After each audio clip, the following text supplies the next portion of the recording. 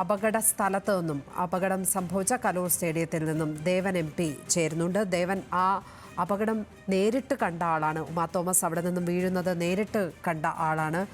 15 അടി താഴ്ചയാണോ 20 അടി താഴ്ചയാണോ എന്ന് കൃത്യം അറിയില്ല. ഏതായാലും അതിനിടയ്ക്ക് അത്രയും ഉയരമുള്ള ഒരു സ്ഥലത്തു നിന്നാണ് അവർ വീണിരിക്കുന്നത്. അവിടെ സുരക്ഷാ ക്രമീകരണങ്ങൾ വളരെ പരിതാപകരമായിരുന്നു എന്ന് ദേവൻ തന്നെ പറയുകയുണ്ടായി. ഇന്ന് സംഭവിച്ച ആ കാര്യങ്ങൾ ഒന്ന് മൊത്തമായി ഒടുവിൽ ചേരുന്ന പ്രേക്ഷകർക്ക് വേണ്ടി ദേവൻ ഒന്ന് വിശദീകരിക്കാം.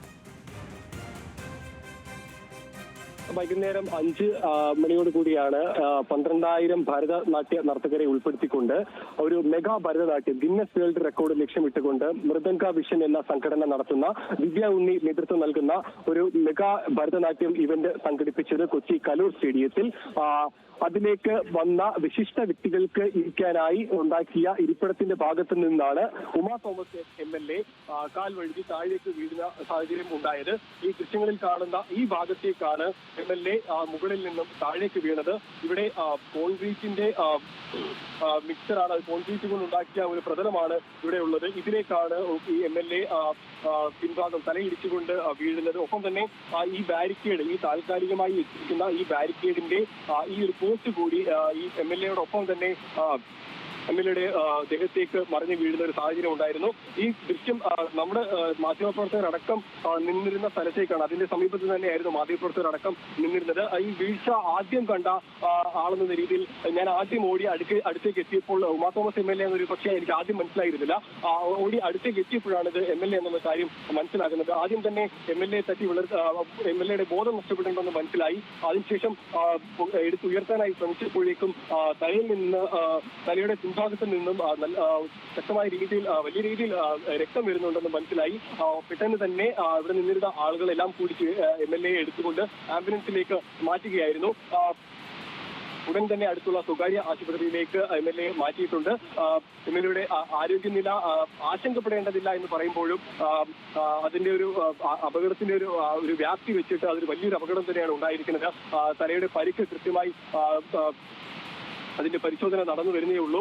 ഈ ഒരു ഭാഗത്തു നിന്നും ഈ ഒരു വേദിയിൽ ഇരിപ്പിടം ഒരുക്കിയിരുന്നത് ഈ വേദിയിലേക്ക് എത്തുന്നത് ഈ വിശിഷ്ട വ്യക്തികൾക്ക് എത്താനായി പിൻഭാഗത്ത് കൂടി കയറാനുള്ള രീതിയിലുള്ള ഒരു ക്രമീകരണമായിരുന്നു ഇവിടെ ഒരുക്കിയിരുന്നത്. MLA ഈ സ്റ്റേഡിയത്തിനുള്ളിലേക്ക് ഇവിടെ നിന്ന് എത്തുകയും ശേഷം ഈ സ്റ്റെപ്പ് കയറിക്കൊണ്ട് മുകളിലേക്ക് കയറുകയുമായിരുന്നു. ആ സമയത്ത് വേദിയിൽ മന്ത്രി സജി ചെറിയാൻ ഉണ്ടായിരുന്നു, MP ഹൈബി ഈഡൻ എത്തുന്നതേ ഉണ്ടായിരുന്നുള്ളൂ. അവിടേക്കാണ് MLA എത്തിയത്. MLA ഈ വേദിയിലേക്ക് എത്തുമ്പോൾ പല ആൾക്കാരുമായി വേദിയിൽ ഉണ്ടായിരുന്നതും ഒപ്പം തന്നെ സമീപത്തുണ്ടായിരുന്ന ആളുകളോടെല്ലാം സംസാരിച്ചുകൊണ്ടാണ് MLA വേദിയിലേക്ക് എത്തുന്നത്. ഇവിടെയാണ് ഈ വ്യക്തികളെല്ലാവരും വരുന്നത്. വിശിഷ്ട വ്യക്തികളെല്ലാവരും തന്നെ VIP-കളായിട്ടുള്ള ആൾക്കാരെല്ലാവരും തന്നെ ഉണ്ടായിരുന്നത്. മന്ത്രി സജി ചെറിയാൻ, ഒപ്പം തന്നെ പോലീസ് ഉന്നത ഉദ്യോഗസ്ഥർ IG ശ്രീജിത്ത് അടക്കമുള്ള ആളുകളെല്ലാവരും തന്നെ ഉണ്ടായിരുന്നു. മറ്റ് സാംസ്കാരിക മേഖലയിൽ നിന്നുള്ള ആളുകളും ഉണ്ടായിരുന്നു ഈ വേദിയിൽ. ഇത് ഈ കലൂർ സ്റ്റേഡിയത്തിൽ 2ാം നിലയിൽ ആളുകൾ ലഭിക്കുന്ന ഒരു പ്രദേശമാണ്. ഇവിടെ സ്ഥിരമായി ഒരു ഇരിപ്പിടം ഒരു സംവിധാനം ഉള്ളതാണ്. ഇത്തരത്തിൽ പ്ലാസ്റ്റിക് കസേരകൾ ഇവിടെ സ്ഥിരമായി സ്ഥാപിച്ചിട്ടുള്ളതാണ്. ഈ കസേരകൾക്ക് മുകളിലായി താൽക്കാലികമായിട്ടാണ് ഇന്നിപ്പോൾ ഇത്തരത്തിലൊരു സ്റ്റേജ് ഉണ്ടാക്കിയിരിക്കുന്നത്. ഇതിന്റെ ഞാനിപ്പോൾ ഈ നിൽക്കുന്ന ഭാഗത്ത് ഈ മുൻനിരയിൽ വെച്ചിരിക്കുന്ന കസേരകളിലായിരുന്നു മന്ത്രി സജി ചെറിയാൻ അടക്കം ആളുകൾ ഇരുന്നത്. MLA ഇങ്ങോട്ട് എത്തുന്നതേ ഉണ്ടായിരുന്നുള്ളൂ. അതിനുശേഷം ഇവിടെ മറ്റ് ഈ പരിപാടിയുമായി ബന്ധപ്പെട്ട അവതാരകരും പിന്നെ അതോടൊപ്പം തന്നെ കലാപ്രകടനങ്ങളും ബാൻഡ് സംഗീതവും എല്ലാം നടക്കുന്നുണ്ടായിരുന്നു. അതിന്റെ എല്ലാം ആളുകളായിരുന്നു ഈ പിൻഭാഗത്തായിട്ട് ഉണ്ടായിരുന്നത്. ഇതിന് മുൻവശത്തായിട്ട് ഒരു ബാരിക്കേഡ്, ഒരു താൽക്കാലിക ബാരിക്കേഡ് മാത്രമാണ് സ്ഥാപിച്ചിരുന്നത്. അത് എത്രത്തോളം അതിന് സുരക്ഷ നമുക്ക് പറയാൻ കഴിയില്ല. കാരണം ഇപ്പോൾ നിൽക്കുന്നത് പോലെ തന്നെ ഒരുപക്ഷെ MLA ഈ വേദിയിലേക്ക് കയറി വരികയും അതിനുശേഷം ഈ മുൻപിൽ ഇരിക്കുന്ന ആളുകളോട് ഞാനിപ്പോൾ നിൽക്കുന്നത് പോലെ തന്നെ ഇവിടെ ഈ കസേരയിൽ ഇരുന്നിരുന്ന ഒരുപക്ഷെ MLA-ക്ക് പരിചയമുള്ള അല്ലെങ്കിൽ ഈ പറയുന്ന ഉദ്യോഗസ്ഥരായിട്ടുള്ള ആളുകളോ ഒരുപക്ഷെ മറ്റാരെങ്കിലുമായിട്ടോ MLA ഒരുപക്ഷെ സംസാരിച്ചിട്ടുണ്ടായിരുന്നായിരിക്കാം. അതിനുശേഷം MLA ഒന്ന് പിന്നിലേക്ക് പോയപ്പോൾ ഒരുപക്ഷെ ഇതൊരു ചരിഞ്ഞ പ്രതലമായിട്ടാണ് നിൽക്കുന്നത്. കാരണം ഇതൊരു മുകളിൽ നിന്നും ഒരു ചരിഞ്ഞ പ്രതലമായിട്ടാണ് നിൽക്കുന്നത്. അതുകൊണ്ട് തന്നെ ഈ ഭാഗം അല്പം താഴേക്ക് ചരിഞ്ഞാണ് നിൽക്കുന്നത്. ഇവിടെ നിന്നിരുന്ന MLA ഒരുപക്ഷെ കാൽ വഴുതിയിട്ടുണ്ടായിരിക്കാം. അപ്പോൾ ആദ്യം ഈ ബാരിക്കേഡിലേക്കാണ് MLA കയറി പിടിക്കുന്നത്. എന്നാൽ ഈ ബാരിക്കേഡ് പറഞ്ഞതുപോലെ തന്നെ ഒരു താൽക്കാലിക സംവിധാനം മാത്രമാണ്. അതിന് നമ്മളൊന്ന് ബലമായി പിടിച്ചു കഴിഞ്ഞാൽ അതിന് നമ്മളെ താങ്ങി നിർത്താനുള്ള ഒരു കരുത്ത് ആ ബാരിക്കേഡിന്റെ ഒരു റിബൺ മാത്രമാണ് ഉള്ളത്. ആ ബാരിക്കേഡിൽ പിടിക്കുകയും അതേപോലെ തന്നെ പിന്നിലേക്ക് നിലം പൊത്തി വീഴുകയുമായിരുന്നു. ഇപ്പോൾ കാണുന്നത് പോലെ തന്നെ ഇവിടെ നിന്നും നേരെ ഈ താഴേക്കാണ് MLA വീഴുന്നത്. ഇവിടെ കാണാം മറ്റ് പോസ്റ്റുകളെല്ലാം തന്നെ ഈ സുരക്ഷാ ക്രമീകരണത്തിന് ഫയർ എക്സ്റ്റിംഗ്വിഷന്റെ അടക്കമുള്ള വലിയ കമ്പികൾ ഒക്കെ തന്നെ ഈ ഭാഗത്തൂടെ കടന്നു പോകുന്നുണ്ട്. എന്നാൽ ഇവിടെ നിന്നും നേരെ MLA നേരെ താഴേക്ക് വീഴുകയായിരുന്നു. രണ്ടാം നിലയിൽ നിന്നും ഈ കോൺക്രീറ്റ് പ്രതലത്തിന്റെ മുകളിലേക്ക് വീഴുകയായിരുന്നു. ഒപ്പം തന്നെ MLAയോടൊപ്പം ആ ബാരിക്കേഡ് ഇവിടെ ഒരു നീളത്തിൽ ഈ മുന്നേറിയിൽ സ്ഥാപിച്ചിട്ടുണ്ടായിരുന്ന ബാരിക്കേഡ് കൂടി MLAയോടൊപ്പം താഴേക്ക് വീഴുകയാണ് ഉണ്ടായത്. അതിന്റെ മുൻവശത്ത് തന്നെയായിരുന്നു ഈ മാധ്യമപ്രവർത്തകർക്ക് ഈ പരിപാടി അതിന്റെ ദൃശ്യങ്ങൾ എടുക്കാനായി മാധ്യമപ്രവർത്തകർക്ക് നിൽക്കാനായിട്ട് ഒരു താൽക്കാലിക സംവിധാനം ഉണ്ടാക്കിയിരുന്നത്. അതിന്റെ സമീപത്തായിട്ടായിരുന്നു നമ്മളെല്ലാവരും തന്നെ താഴെ നിൽക്കുന്നുണ്ടായിരുന്നു. MLA വീണപ്പോൾ ആദ്യം അടുത്തേക്ക് അതുകൊണ്ട് ഓടിയെത്താൻ സാധിച്ചു. ബോധം ആ നിമിഷം തന്നെ MLAക്ക് നഷ്ടപ്പെട്ടിട്ടുണ്ടായിരുന്നു. രക്തം നല്ല രീതിയിൽ തലയുടെ പിൻഭാഗത്തു നിന്നും ഒപ്പം തന്നെ മൂക്കിന്റെ ഭാഗത്തു നിന്നും നെറ്റിയുടെ ഭാഗത്തു നിന്നും നല്ല രീതിയിൽ രക്തം വരുന്നുണ്ടായിരുന്നു. അപ്പോൾ തന്നെ MLA ഇവിടെ നിന്നും ആംബുലൻസിലേക്ക് മാറ്റി തുടർന്ന് അടുത്തുള്ള സ്വകാര്യ ആശുപത്രിയിലേക്ക് മാറ്റുകയായിരുന്നു. ഈ സുരക്ഷാ വീഴ്ച എന്ന് തന്നെ നമുക്ക് കൃത്യമായി പറയാൻ കഴിയും. കാരണം അല്പം മുമ്പ് നമ്മളോട് സംസാരിച്ച സംഘാടകർ പോലും ഒരു സാധാരണ മട്ടിൽ തന്നെയാണ് സംസാരിച്ചത്. അതായത് ഇത്തരം വേദികളിലെല്ലാം തന്നെ ഈ തരത്തിലുള്ള ഒരു ബാരിക്കേഡാണ് സാധാരണ വെക്കാറുള്ളത്, അല്ലെങ്കിൽ മുന്നിൽ പൂക്കൾ വെച്ച് അലങ്കരിക്കാറുണ്ട് ഇത്തരം വേദികളിൽ എന്നൊക്കെയാണ് അവർ പറഞ്ഞത്. പക്ഷേ ശ്രദ്ധിക്കേണ്ട ഒരു കാര്യം, ഇതൊരു രണ്ടാമത്തെ നിലയിലാണ് ഈ ഒരു വേദി ഒരുക്കിയിരിക്കുന്നത്.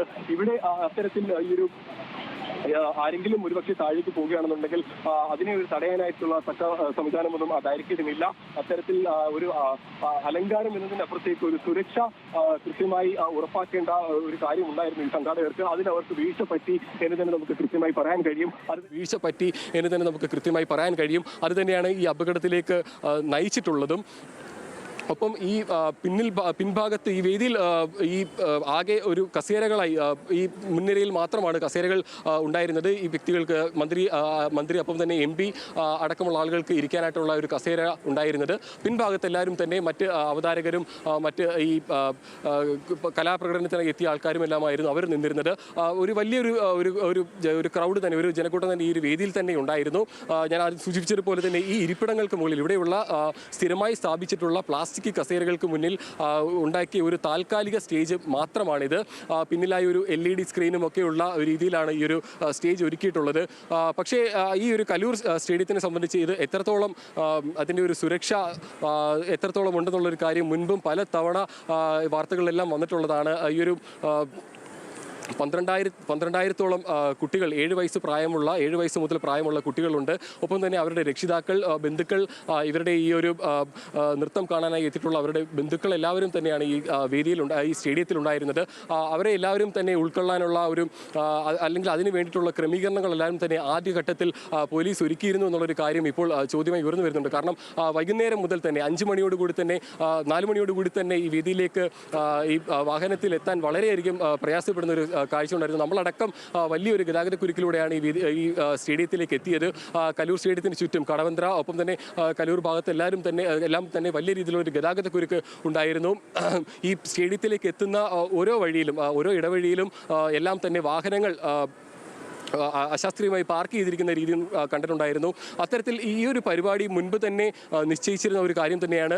കൃത്യമായി പോലീസിൽ ഇതിൻ്റെ സംഘാടകർ അറിയിച്ചിട്ടുണ്ടായിരിക്കാം. അങ്ങനെയാണെന്നുണ്ടെങ്കിൽ അതിന് വേണ്ടിയിട്ടുള്ള കൃത്യമായൊരു മുൻകരുതൽ പോലീസിൻ്റെ ഭാഗത്തു നിന്ന് എടുത്തിട്ടുണ്ടോ എന്നുള്ളൊരു കാര്യം ചോദ്യമായി വരുന്നുണ്ട്. നമ്മളിവിടെ എത്തിയപ്പോൾ തന്നെ ഈ സ്റ്റേഡിയത്തിന് മുന്നിൽ പോലീസിന്റെ എണ്ണം വളരെ കുറവായിരുന്നു. ഒപ്പം തന്നെ വലിയ സുരക്ഷാ വീഴ്ച തന്നെ അവിടെ ഉണ്ടായി എന്നുള്ളതാണ് ദേവൻ അവിടെ നിന്നും റിപ്പോർട്ട് ചെയ്തത്. ബാരിക്കേഡ് സ്ഥാപിച്ചിരുന്നില്ല, ഒരു റിബൺ മാത്രമായിരുന്നു അവിടെ വലിച്ചു കെട്ടിയിരുന്നത്. ആ സ്റ്റേജിൽ ഇരിക്കാൻ ശ്രമിക്കുമ്പോഴാണ് ഉമാ തോമസ് തലയിടിച്ച് താഴേക്ക് 15 അടി താഴ്ചയിലേക്ക് വീണ് അവിടെ കോൺക്രീറ്റ് സ്ലാബിൽ തലയിടിച്ച് വീണ് ഗുരുതര പരിക്കേൽക്കുന്ന സാഹചര്യം ഉണ്ടായിരിക്കുന്നത്. ഏതായാലും ഉമാ തോമസിന്റെ ചികിത്സയ്ക്കായി മെഡിക്കൽ ബോർഡ് രൂപീകരിച്ചിട്ടുണ്ട് എന്നുള്ളതാണ് ആരോഗ്യമന്ത്രി നമ്മളെ അറിയിക്കുന്ന വിവരം.